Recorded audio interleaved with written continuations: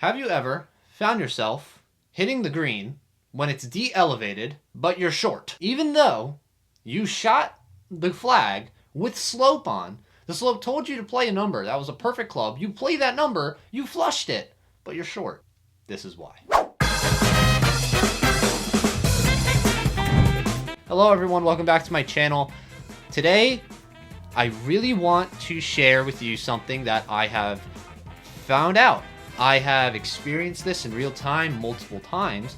I have seen other people deal with this, and it's an issue I feel like not a lot of people realize, and I think it can really help your game. And that is that your rangefinder that tells you slope is lying to you. It is not telling you the correct number. And now I know a lot of you would say you shouldn't be using slope if you want to play legit. Even if you play legit and you don't use slope, if you assume something is de-elevated a certain amount of yards, you don't need an exact number to benefit from this video. So I'm gonna get into it. And let's first begin with how slope even works. It's pretty simple. Mathematically, it's not simple, but conceptually, it is very simple. Here, you have a shot. You're here on your tee box, you're here on your flag. When you use slope, you measure from where your rangefinder is down to the flag, and this distance will tell you about 145 yards. That is no slope.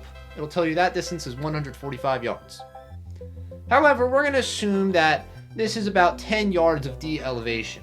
What slope will do is, assuming you are hitting the flag from a flat de-elevated position, it will tell you where along this flat line you should assume the flag is in order to have the ball be hit and go right into the flag with the elevation. And what it'll tell you is, we'll say it'll tell you 135 yards with the de-elevation accounted for.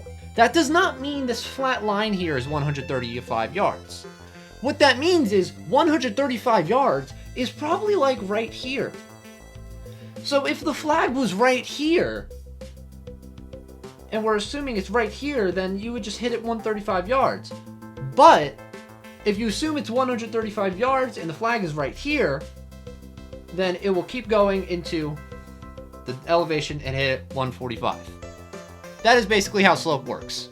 It's pretty simple. However, while that is correct mathematically, it is not realistically what's going to happen. And I'm not talking about, you're gonna mess up your shot. Assuming you hit it perfectly 135 yards, you won't hit it 145 with the slope adjustment because of air resistance. Now you might be thinking, well, air resistance is stupid. All of my shots that I hit at the range, that I hit on the course, are going to be accounted for air resistance, because you can't hit golf balls in a world with no air resistance. That doesn't work. But the air resistance doesn't directly affect the distance. It doesn't affect how you hit the ball. What it affects is the trajectory. That is what makes you always come short on these shots. Let me give you another example. Here, we have the same situation. We're going to assume this distance tells you 145 yards, and you hit the slope, and it's going to tell you to be playing it 135 yards. Meaning you're going to assume this flag is right here, and this distance is going to be 135. However, if you hit it 135 yards, you're not just going to fall into the hole and cover that 10-yard distance because of the air resistance. Let me show you. In simple two-dimensional kinematics, when you don't assume air resistance, the trajectory of your golf ball will look like this. A simple concave. Very simple. When you account for air resistance, this is not what the ball flight looks like. The ball flight looks like this. Like a roller coaster.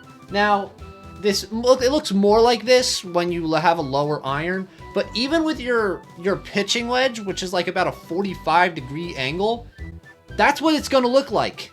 all you need to understand is, so half of the time that the ball is in the air will cover a lot of distance. This is time 1. This is the first half of the ball flight. But the second half of the ball flight covers way less distance because that air resistance is hitting it. However, you may notice the slope only comes into effect at the slowest point of the ball flight. You can probably put the pieces together. If we assume after shooting 145 and getting that it's going to be playing 135, and we're going to assume that is our target point so that the ball could just fall right in there and cover those extra 10 yards of distance, no problem. If we assume that and play it, and we hit our 135 club, and the trajectory, because of air resistance, looks like this.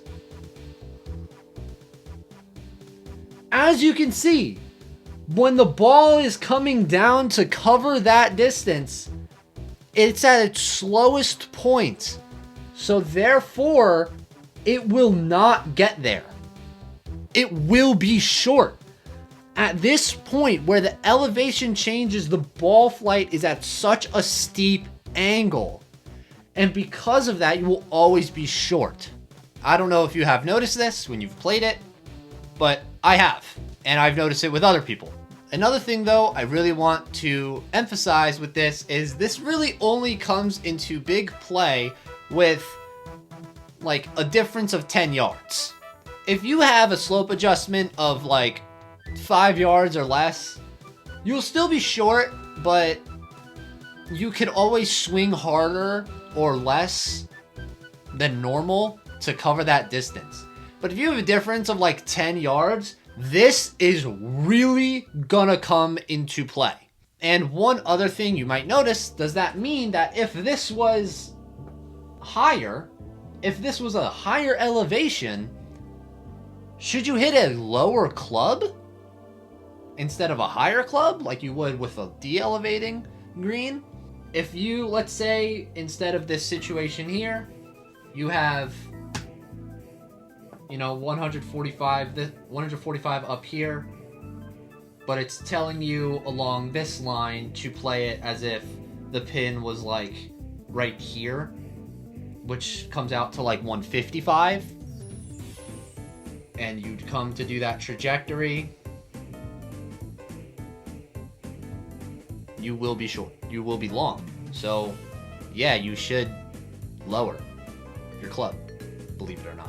Which I know sounds crazy, but you're gonna try it and you're gonna realize. And if this doesn't work for you, then don't listen to me. But that's what's gonna happen. So realistically, even though this number might be 155, you should probably play it about 150, a little halfway in between. Hey, what's up? Real quick intermission here. I might have realized I miscommunicated.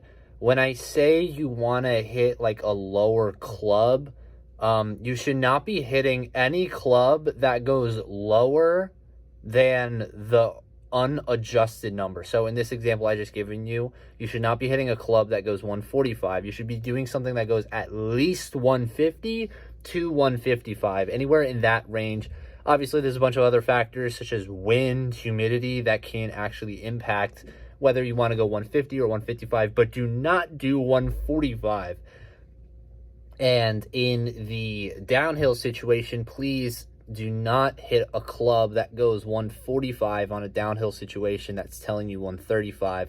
You should be hitting it 135 to 140, but don't hit the non-sloped adjusted number. I'm just saying it might be a little less or a little more than what the slope gives you, but not so much to the point where it's the original non-slope distance. So please keep that in mind. I'm sorry I did not communicate that. I have not really calculated in these circumstances what is the actual position, what is the actual distance that you should hit the ball. I'm not that smart. But this is a factor, this trajectory, that a lot of people do not think about. So hopefully, next time you're on the course, you can benefit from this knowledge. Thank you so much for watching. If you made it to the end of this, please subscribe. I would really appreciate it. And let me know what other tips you would like, and I will see you guys soon.